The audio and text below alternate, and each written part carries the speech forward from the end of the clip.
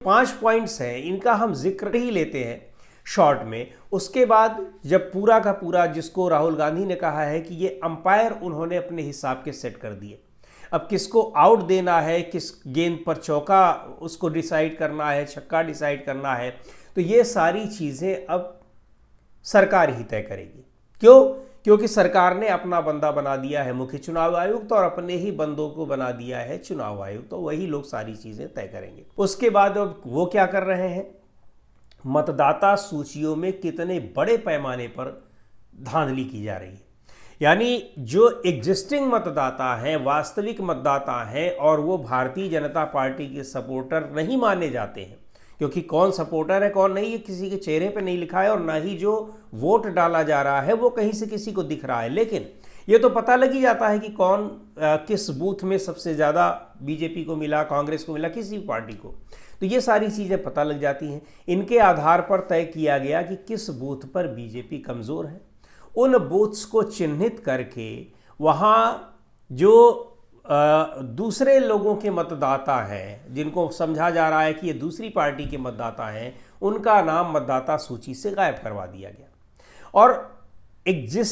Non existing voters को लाकर खड़ा कर दिया गया कि ये लोग वोट देंगे, और वो लोग ऐसे हैं जो केवल और केवल बीजेपी को वोट दे रहे हैं।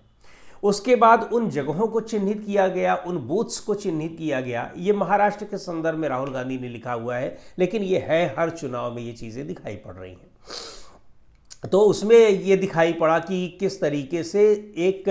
किसी भी जगह को चिन्हित कर लिया गया, किसी बूथ को चिन्हित कर लिया गया और सीधे तौर पर वहाँ धांधली कर दी गई। तो ये सारे सवाल राहुल गांधी चुनाव आयोग से पूछ रहे हैं कि आखिर इन सब के होते हुए कैसे उम्मीद की जा सकती है कि आने वाले दिनों में जहां विधानसभा चुनाव हो रहे हैं वहां चुनाव पारदर्शी तरीके से होंगे, क्योंकि ये व्यवस्था वहां भी अपनाई जाएगी। और चूंकि एक चुनाव आयोग जो है वो कई बार, इसको चुनाव आयोग में कई बार शिकायतें की गई हैं, लेकिन चुनाव आयोग जिस एक उपेक्षा के भाव से इग्नोर कर देता है शिकायतों को, विपक्ष की शिकायतों को कह देता है कि बेबुनियाद है, निराधार है, इनका कोई आधार नहीं है, लेकिन केवल इतना कह के, और कल जब राहुल गांधी का ये